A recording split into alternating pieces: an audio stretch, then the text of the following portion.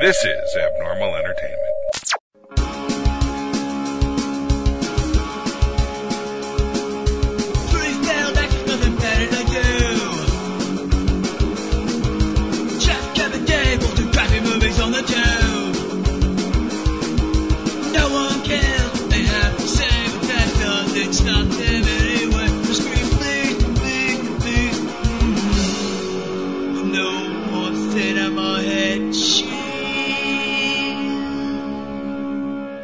Welcome, everybody, to the Cinema Head Cheese Podshort for Too Funny to Fail. This is Kevin Moyers, and when I was in high school, Saturday Night Live was one of my favorite things to watch. Lorne Michaels has said that whatever the cast was when you were in high school, that's your favorite cast. Like, that's the best cast to you. And the show is about as old as I am. Let's see, maybe a year older, actually. So, started 75, when you had, John Belushi and Gilda Radner, Chevy Chase, that whole crew. By the time I was really watching it, and I'd seen it for the first time when I was like 5, and Eddie Murphy and Joe Piscopo were on it. And, I didn't see it much then, but I really started watching it when the cast was Jan Hooks, Kevin Nealon, Dana Carvey, John Lovitz, Phil Hartman, and Nora Dunn. Like, those are the big ones. Oh, let's see. Victoria Jackson was on there before she was a complete and total lunatic that she is today. And I also, during that time, it transitioned into people like Mike Myers, Adam Sandler, David Spade, Chris Rock, Chris Farley. I'm trying to think. Al Franken was more prominent on the show as an actor. He started showing up with Stuart Smalley. I know Sarah Silverman, Dave Attell, Jay Moore were all part of it, but not really on air very much. Jay Moore maybe more than the other two. So, there's a lot of big names that came out of that. You're talking a slew of movie and TV stars and a friggin' senator. You know what I mean? Whether, whatever happened to him now as far as resigning and all that. But the point is that was a huge cast, and there have been big ones since. You go to, Will Ferrell coming through and stuff like that, or even, the cast that includes Hader and, other people from, let me see. I fucking do this all the time. All right. But anyway, there have been successful casts. Andy Samberg, Bill Hader, Will Forte, people like that. Kristen Wiig. That was a huge cast, as far as creating stars. Seth Meyers has, the Late Show, or Late Night, whichever the hell one he's got. So anyway, during that time, one of the biggest cast members was quite easily Dana Carvey. He had made a few movies. He had like one with Nicolas Cage and John Lovitz and him where they were like bank robbers and got caught in a snowstorm. I don't remember what it was called because it was really bad. I think it was like Trapped in Paradise or something. And could be wrong on that title. It was awful. That's the point. He did a thing called Clean Slate, which is kind of, if you look at it, there are two movies that could have been kind of ripped off of Clean Slate. One is Memento, and the other is 50 First Dates. Now, the whole premise of Clean Slate is that Dana Carvey was a detective who lost his whole memory after the day was over. And so at the end of the day, he'd record a tape for himself, and he would play it in the morning so he knew who he was, what he had to do, so on. Not a great movie. And there was another one he did where he was like a con artist, and I can't remember the name of that, but that was okay. So, movie career wasn't great outside of Wayne's World, right? But when he left Saturday Night Live, because he felt like it was time, he decided to put together, with Robert Smigel, another big name from that era, he decided to put together a new sketch show. He liked doing sketch. He enjoyed it. He comes from stand-up, but he enjoyed doing sketch. And he wanted to do something a little different. He didn't want to just retread the church lady and George Bush and the first George Bush and Ross Perot and stuff like that he did at that time. He didn't want to just regurgitate the shit. Because if he was going to do that, he may as well stay on Saturday Night Live. So he put together this crew that included, of course, Robert Smigel, like I said, Louis C.K., another disgraced name on this podcast episode, as the writers, basically as the main writers. And then he was looking for other personalities. And at the time in Second City, there was a really popular guy named Steve Carell. And, he wasn't making any money really. He was a big star at Second City. And they went to go check him out because they thought for sure they were going to offer him a spot on the show. And for whatever reason, he was not on stage that day.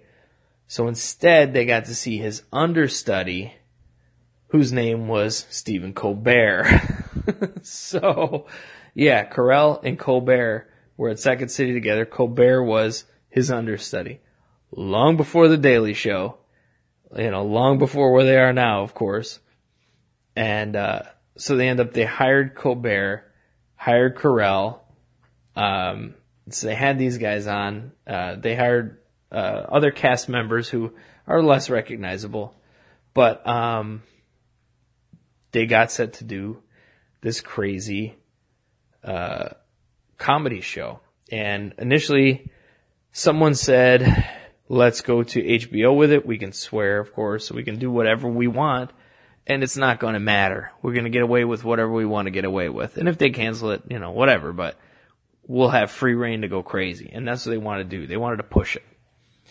Because, Carvey and Smigel couldn't do that as much as they wanted to on Saturday Night Live. Because it's network. And it's live TV. And you have to be careful. A couple instances, somebody said fuck. One was, I think, Jenny Slate, who got fired almost immediately when they were doing a whole sketch that was frickin', and she said fucking by mistake. So, it's going to happen. But, so they get this magical cast together. And I remember the show, and it was edgy as fuck. It was really funny. And even I was telling somebody about it a couple years ago and found a sketch I was thinking about on YouTube and just went into the wormhole. And the stuff is still funny, still holds up.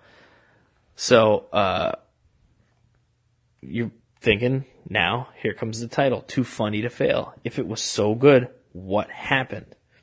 The problem was it was on a network.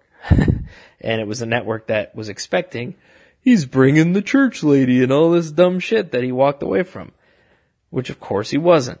They did silly things like getting sponsors, like old TV shows. It's, the Texaco Milton Berle Hour or whatever the fuck. So they did that. They had Taco Bell.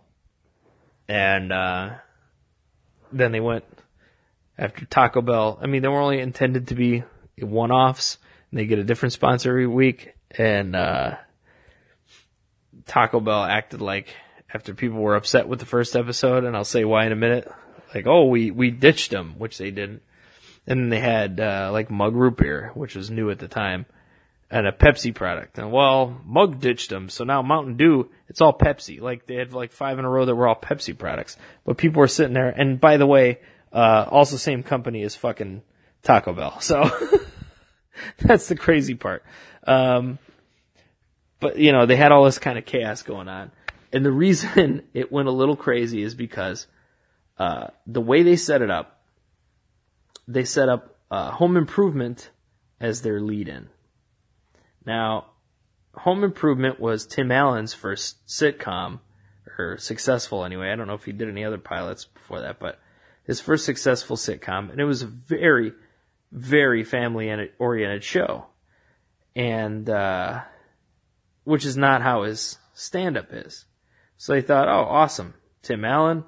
Okay, he's kind of a dirty stand-up. The guy's been to jail, and he was selling cocaine, I think, and he went to jail for a little bit, and in Detroit. So, they're like, okay, he's an edgy guy. We can follow him.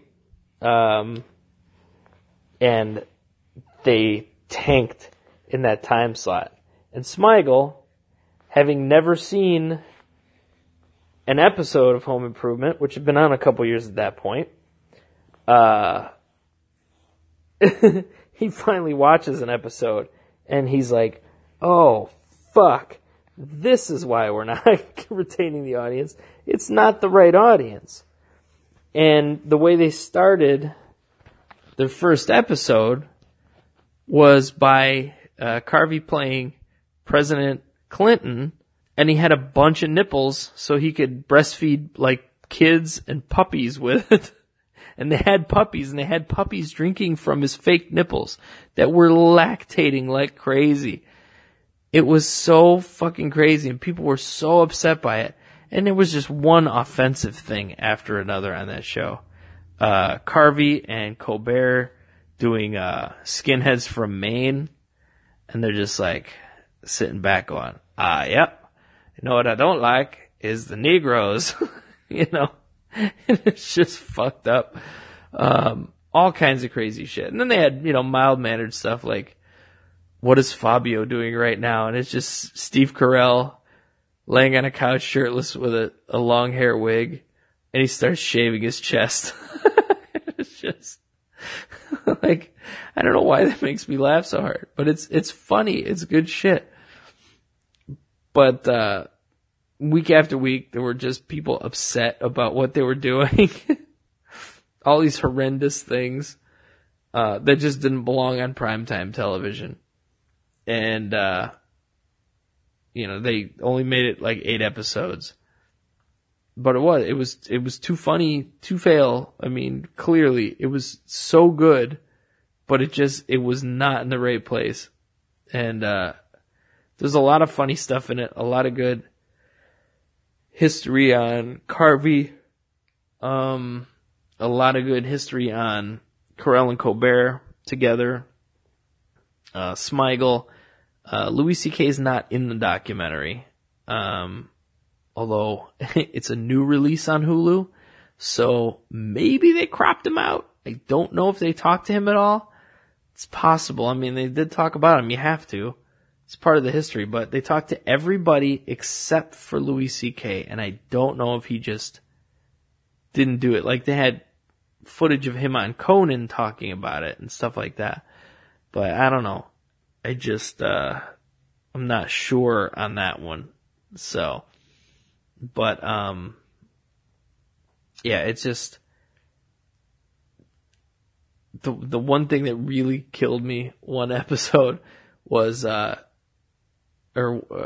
were going to air it after a very special episode of, Home Improvement, and that scene, I laughed so goddamn hard, and they showed this commercial that showed the lead-in from the special episode to Dana Carvey, and it was, everybody just fucking laughed hard, and they were like, yeah, that's why we were fucked right there. So, it's on Hulu, the documentary, and like I said, talks to just about everybody involved with the show, even like TV executives that worked on it. And it's definitely a kind of fun behind the scenes look at how TV is made and how these decisions are made of what gets on the air and what doesn't, and the struggles between the show and the network and advertisers and things like that. It's pretty interesting in that realm, but there's just a lot of funny stuff, and how they put this thing together and how they dealt with it as it was struggling. And it's a lot of fun. So I say go watch on Hulu, Too Funny to Fail. It's a Hulu original. And it's, good for any Dana Carvey fan of any of these guys that were on it. And just, if you like sketch comedy, like TV in general, it's a fun watch because it's really, really just interesting stuff. So, I highly recommend it. Now, I also highly recommend that you go to bunny17media.com, pick up any of our books or ebooks there, and get 15% off when you use the code CHC at checkout. And, we get a nice piece of that when you buy some books. So, you can also get all of those titles on Amazon if you choose, but we make a little more money on it if you use our site, so it's better for us. And some of the books are lower priced on our site than they are on Amazon because we don't have to pay Amazon anything. And you also get your discount. So this is a good advantage to shopping through our site instead of Amazon. So there you go. But do what you got to do. Do what you got to do. You get your free shipping and your all bullshit, whatever.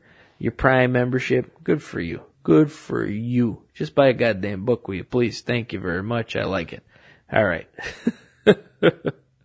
Anyway, thank you guys for tuning in. We do appreciate it.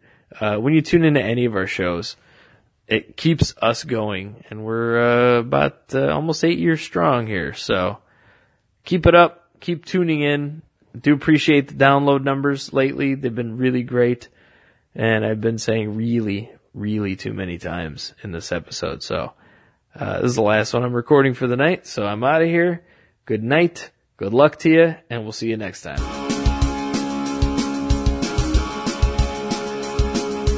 Subscribe and download back episodes of Cinema Head Cheese the podcast and read all of our movie reviews and news at cinemaheadcheese.com. Email us at cinemaheadcheese@yahoo.com. Search Cinema Head Cheese on Facebook and tweet us at CINHeadCheese. And for more podcasts, books, comics, blogs, and videos, head to abnormalentertainment.com. You've been listening to the Abnormal Entertainment Network.